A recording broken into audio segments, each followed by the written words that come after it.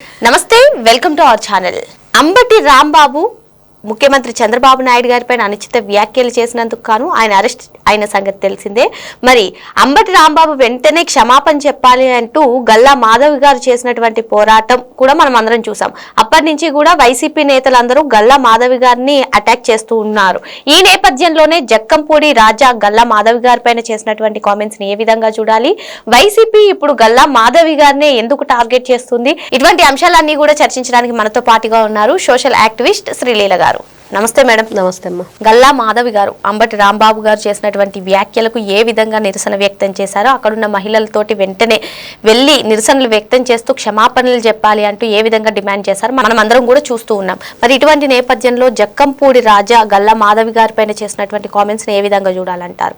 ఇక్కడ ఒళ్ళు కొవ్వెక్కి మాట్లాడుతున్నాడు అనుకోవాలి. నిజంగానే కొవ్వెక్కి మాట్లాడుతున్నారు.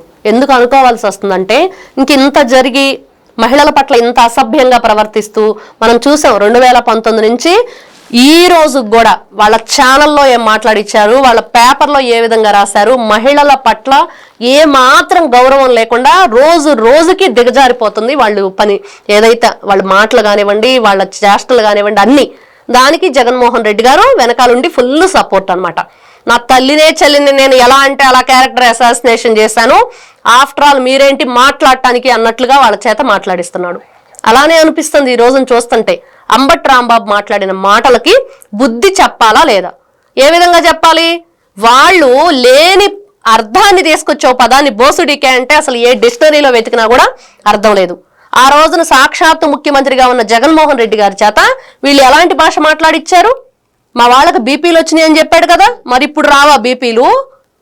మీరు లేని పదానికి అర్థాన్ని ఆపాదించుకొని మాట్లాడితేనే బీపీలు వస్తే, ఈ రోజున ఒక విషయాన్ని బీపు వేయకుండా వినలేని పదాలు మీరు వాడినప్పుడు ఆ వీడియో చూడలేకపోతున్నాం. ఆ సినిమా ఉండిద్ది ఒకటి, మహాభూతు, పెద్ద భూతు అని చెప్పేసి వెనకాల బ్యాక్గ్రౌండ్ లో ఇచ్చుకోవాలి. ఈ రోజున వీళ్ళు మాట్లాడే మాటలకి మహాపరమభూతు అని చెప్పేసి జంజాల గారి సినిమా ఉండిద్ది.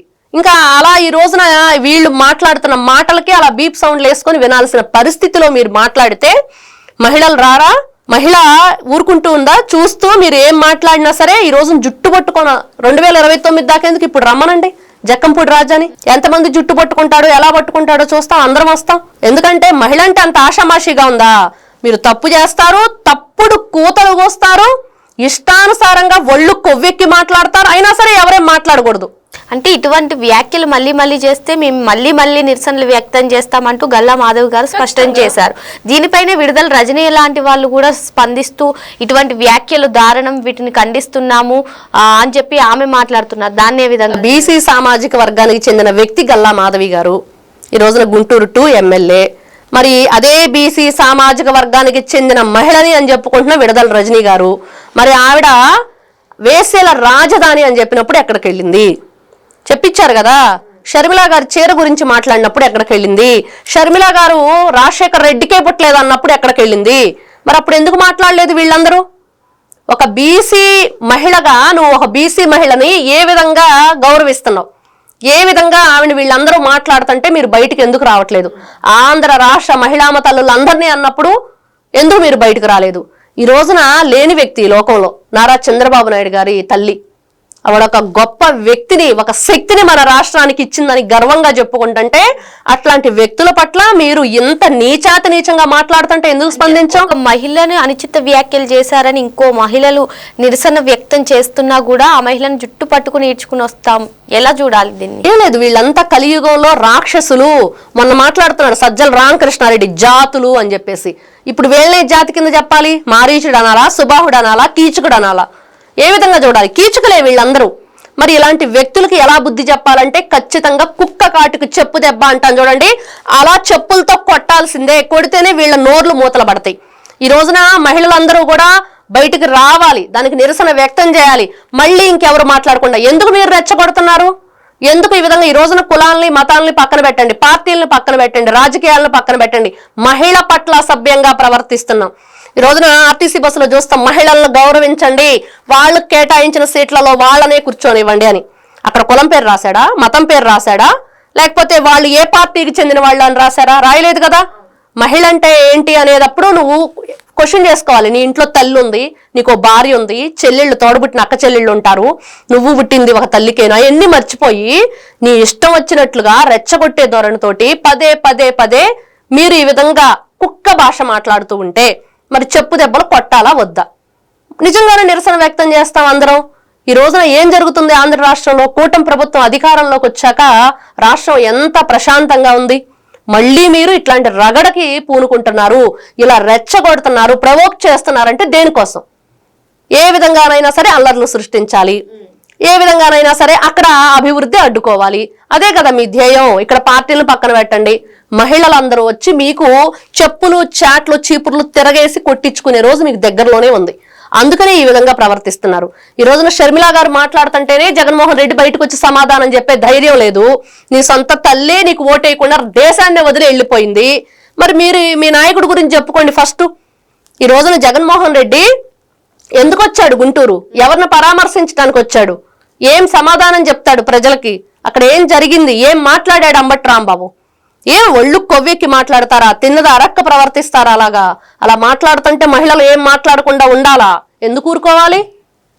మనం చూడండి వైఎస్ఆర్సీపీ పార్టీ వాళ్ళు ఏ విధంగా వెంటబడ్డారు ఆవిడ వెంట. ఒక మహిళ వచ్చి పిచ్చి పిచ్చి మాటలు మాట్లాడితే ఊరుకోమని చెప్తే మీరందరూ కూడా ఎలాంటి లాభాష మాట్లాడారు, ఏ విధంగా వెంబడించారు? ఏమనుకోవాలి? అంటే మీరు మాత్రం ఏదైనా మాట్లాడొచ్చు, ఎలాగైనా ప్రవర్తించవచ్చు, దాడులు చేయొచ్చు, పార్టీ ఆఫీసులు తగలబెట్టొచ్చు, కార్యాలయాల మీద, నాయకుల ఇళ్ల మీద నాయకులు 3rd డిగ్రీలు ఇచ్చారు, అరెస్ట్ చేశారు. మీ ఇష్టానుసారంగా బీపీలు వచ్చినాయి అని చెప్పి జగన్మోహన్ రెడ్డి చెప్పాడు. మరి ఇంకెవరికి బీపీలు రావా? వాళ్ళకి ఆత్మాభిమానం ఉండదా? వాళ్ళకి అభిమానం ఉండదా వాళ్ళ నాయకుడి మీద? కాబట్టి నీవు నేర్పిన విద్యయే నీరజాక్ష అని చెప్పి జగన్మోహన్ రెడ్డి వేసిన పునాది ఇది. జగన్మోహన్ రెడ్డి దీనికి బీజం వేశాడు. జగన్మోహన్ రెడ్డి ఈ రోజున దానికి బాధ్యుడయ్యాడు, బాధితులను పరామర్శించుకుంటున్నాడు. ఏం చేయాలి? ఏం చెయ్యాలి? నువ్వెందుకు చేసావు? ఆ రోజున లేని దానికి నువ్వు ఒక సృష్టించావు. ఈ రోజున నిజంగానే చేశారు మీ వాళ్ళు. సంజన సుకన్య వచ్చి సమాధానం చెప్పిద్దా? మరి ఇప్పుడు అంబటి రాంబాబు కూతురు చేస్తున్న వీడియోను వైరల్ చేస్తున్నారు. ఆ అమ్మాయికి తెలియాలి ఫస్ట్ వాళ్ళ నాన్న ఏం మాట్లాడాడో. ఆ రోజున బుద్ధి చెప్పాల్సింది, ఇంట్లో కూర్చోబెట్టి తలా ఒకటి మొట్టాల్సింది. పిచ్చోడ పిచ్చి మాటలు మాట్లాడొచ్చావు, ఇంటి మీదకి తెచ్చావు, కొంపను కొల్లేరు చేశారు అందరు వచ్చని. నువ్వు నీ ఇంట్లో బంగారం మంచిది కాక ఊరి మీద పడితే ఎట్లా సరిపోతుంది? కాబట్టి మహిళ జోలికి రాకూడదు, మహిళల పట్ల గౌరవంగా ఉండాలి, మహిళల మీద అనుచిత వ్యాఖ్యలు చేయకూడదు, అనుచితమైన పోస్టులు పెట్టకూడదు. వాళ్ళ పట్ల మనం ఏ విధంగానైనా సరే ఒక తప్పు చేసినా కూడా దానికి భారీ మూల్యం చెల్లించుకోవాల్సి వచ్చింది. దాని కేర్ ఆఫ్ అడ్రస్ కూడా తయారు చేసింది జగన్మోహన్ రెడ్డి. అది కూడా గుర్తుపెట్టుకోవాలి. మహిళలు అంటే ఎలా ఉండిద్ది అంటే అనకుండానే చూపించాడు ఆయన. మరి అంటే ఎలా ఉండిద్ది అనేది మనం చూపిస్తున్నాం ఇప్పుడు. ఆంధ్ర రాష్ట్ర ప్రజలందరే కాదు, మహిళ మరి ఒక శక్తి అనేది గుర్తుపెట్టుకొని మహిళల పట్ల వీళ్ళు ప్రవర్తించే తీరును మార్చుకోపోతే మాత్రం చాలా వాళ్ళకి ఇది ఉండిద్ది ముందు. మరో అంశంతో మళ్ళీ కలుద్దాం. Thank you madam. నమస్తే.